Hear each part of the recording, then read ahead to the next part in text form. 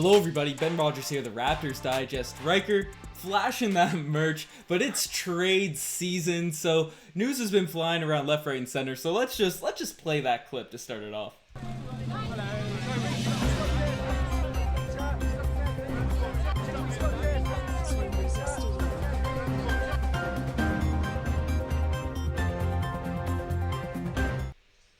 Riker, Kyle Lowry, we've brought him up, it seems like every week, and the Heat, the Sixers, all these teams seem to be always attached to this guy, but more reports have come out over the past couple days saying the Heat are still interested in trading for Kyle Lowry, and talks have surrounded Goran Dragic, Kelly Olynyk, Kendrick Nunn. Those guys have been discussed in a potential trade package. I've heard a lot of mixed reviews. This came out a couple days ago. People are either super on board with it or completely hate it. Obviously, we had the Kyle Lowry saying he's going to retire a Raptor.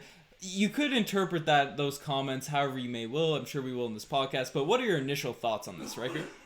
Legion Hoops reported it. Ben, Kyle Lowry's words were, no matter what happens, I'm going to retire as a Raptor, even if it's only for 5-game contract that I need to sign, which to me indicates that maybe there will be some movement. Now, his agent has gone back and forth with shutting down speculations and opening up rumors, it seems. But Ben, let me say this, and people are going to say, oh my God, Riker, this is a terrible take. Why on earth would we ever want Kelly Olynyk and Goran Dragic and Kendrick Nunn for the Raptors? Go, Kyle Lowry. But let me tell you why, Ben. Let me tell you why.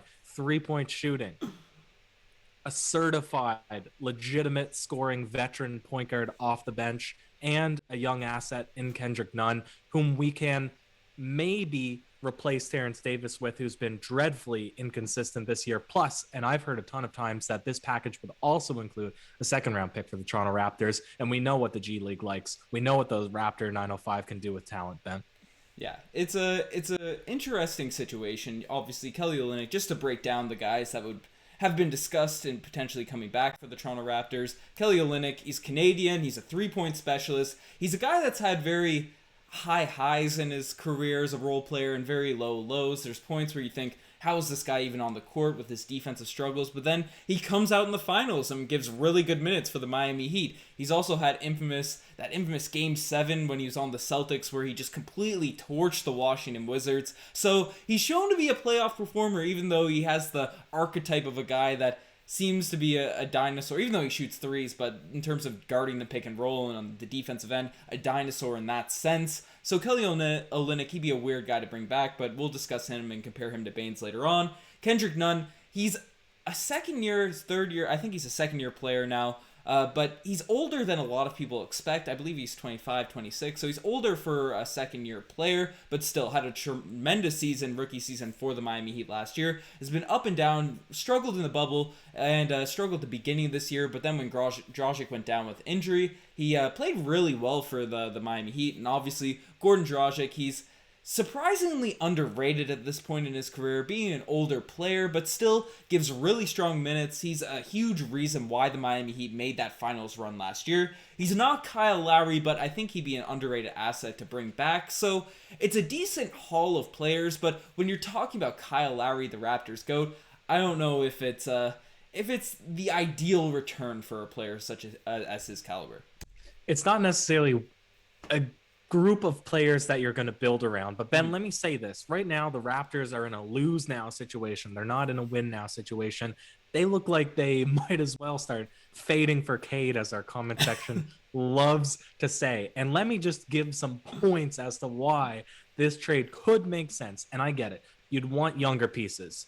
You'd want first-round picks, right? You'd want maybe a superstar player back. But if that's just not the market, look at what this deal brings to the table, and that's Kelly Olynyk. You can put him into the starting 5, or if he's a little bit too slow guarding that pick and roll, it's a small ball lineup you're going against, you can play Boucher at the starting 5. Either way, you have an interchangeable set of centers who can come off the bench and shoot the 3 at a better rate than Aaron Baines can. Why can't Aaron Baines be our consistent starter?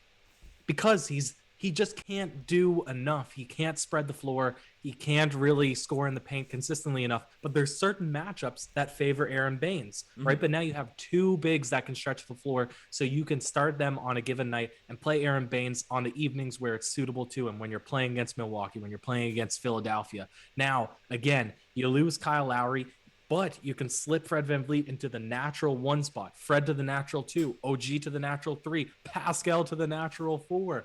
And you have a legitimate veteran point guard in Goran Dragic, who I'm pretty biased because I wanted to go to Slovenia for the longest time for exchange while I was in university. I researched the heck out of their country. He's like a national landmark there. He's the pride of Slovenia. And I think Luka might even be from somewhere around there too. Yep. Him and Luka. So obviously Luka has taken the mantle there. But anyways, this guy, he's legit. And so, Ben, I don't think this would be a terrible haul. Kendrick Nunn, he slices and dices the Toronto Raptors whenever we play him. But a ton of bad players do that. So maybe we can't get too carried away. But I don't think this is the worst trade that you could make, especially if you're saying, hey, we don't want to re-sign Kyle. Let's try to at least improve our team slightly. I think this could do that. This could improve them slightly.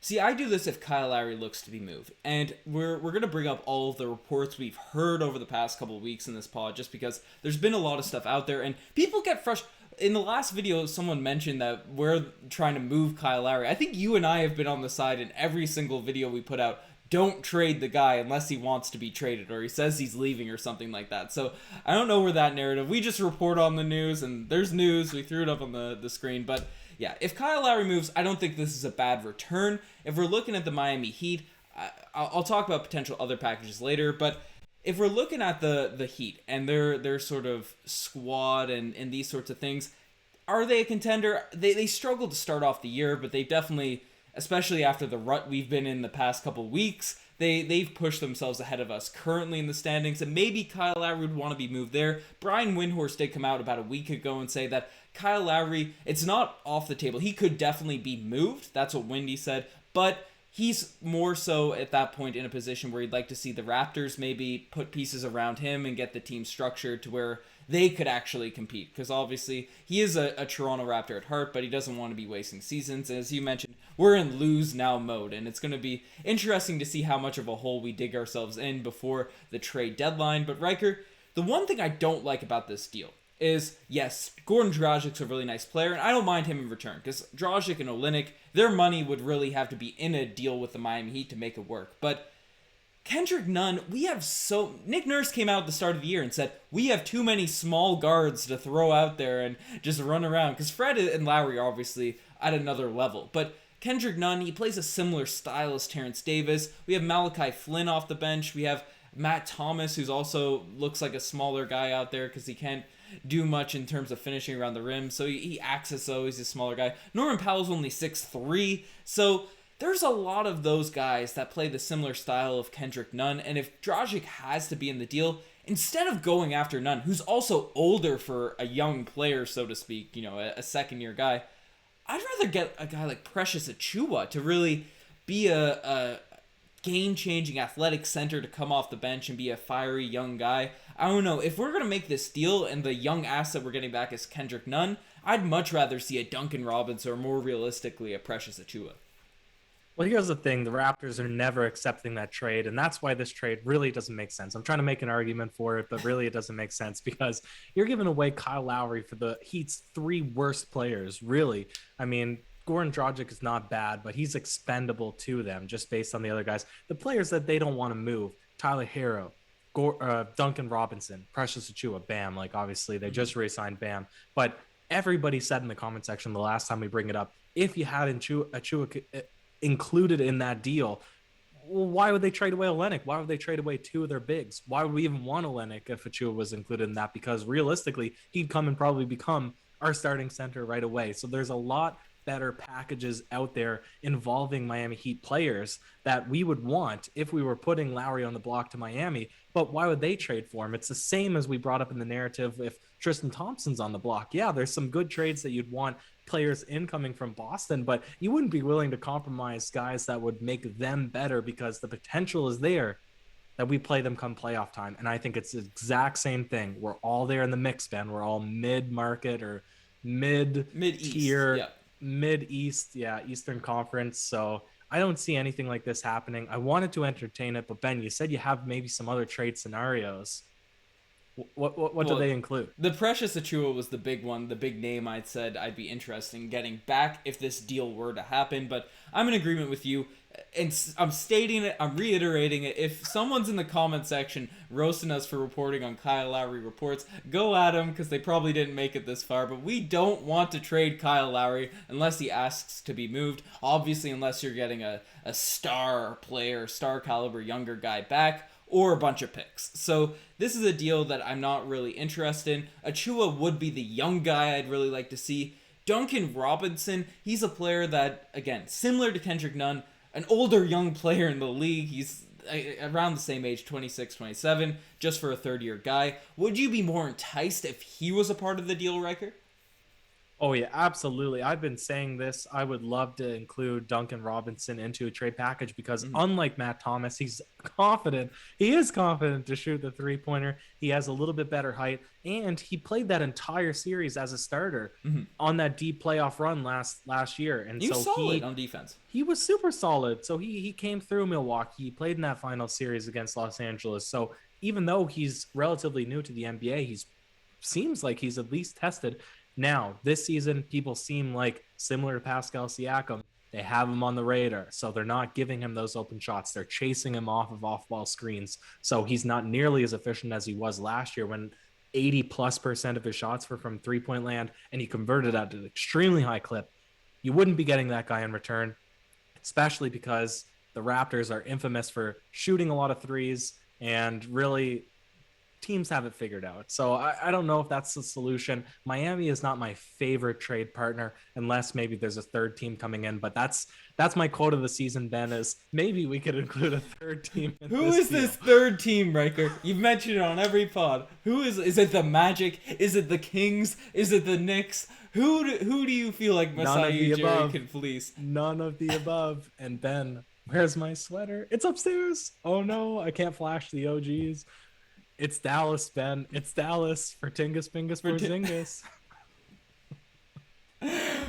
We're throwing out the question again. Have you guys changed your mind on Tingus Pingus? Because, this could. I feel like it's a live video. We've been doing so many live videos, but leave in the comment section if you're interested in getting Porzingis. Because if we're trading Lowry, the most intriguing guy that's been on the market would be Kristaps, because he's the only guy with really all-star potential. Maybe you could make a pipe dream for Kendrick Nunn or Tyrese Maxey or one of these guys in the future. But Porzingis, if you look away from injuries, if you look away from all that, he's been an all-star, I believe, with the New York Knicks. He's put up close to 27 points per game one year. He's a great three-point shooter. He's definitely a big enough guy to play center for our roster, being 7'3", I think he is. So, yes, the injuries are a concern, but looking at that lineup completely healthy of Fred, Norman Powell, OG Anunoby, Pascal Siakam, and Kristaps Porzingis, who's, at least the level of the guy he was in the playoffs last year,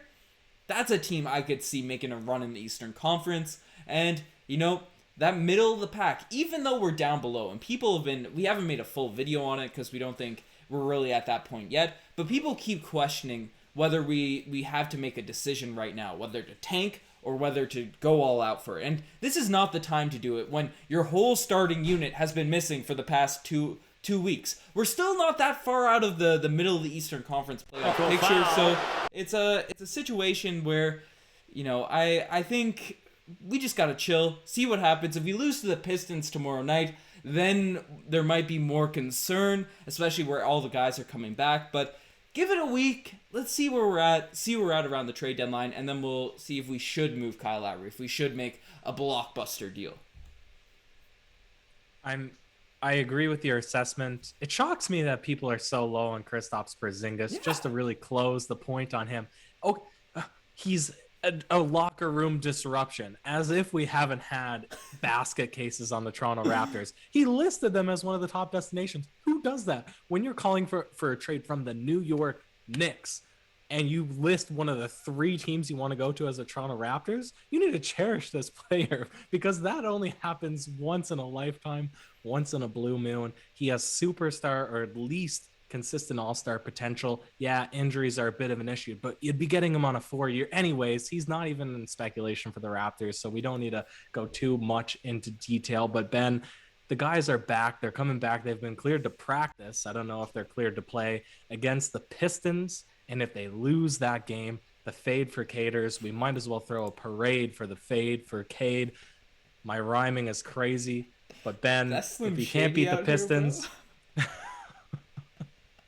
Slim Duck, Slim Shady, the Kardashians might be coming north with Tristan Thompson. Lots of celebrities, not a lot of winning. Kim Kardashian on waivers. Oh man, one of my favorite memes features Adrian Wojnarowski, but it's not appropriate to say on this podcast, so I'm gonna just say that there's one out there if you guys can find it. But Ben, not time to tank. Let's see what this next game stretch. Utah's in the mix. They might lose to Boston tonight, which case they're beatable. Yeah. Pistons. I forget there was one other like maybe bottom tier, maybe Atlanta's up in the next 3 or 4 games. Some low team. If the Raptors, they're out of the playoff play-in, they're 11th seed right now. If they can come back 10, 9, 8, I think that there's room to breathe, at least get a little bit comfortable, regroup.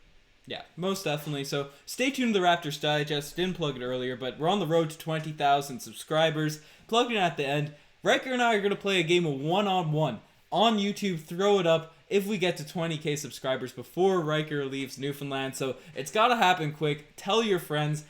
When the subscribers are going up, the Raptors are winning. So get subscribing. Check out the Twitter, the Instagram, all that cool stuff. Riker's right up into the camera. Check out the TikTok. Check out the RaptorsDigest.ca for some articles. You have any last words, sir? That's it. Don't trade Kyle Lowry unless it's Please. for Kawhi. Cheers. Or Tingus Pingus. Obviously.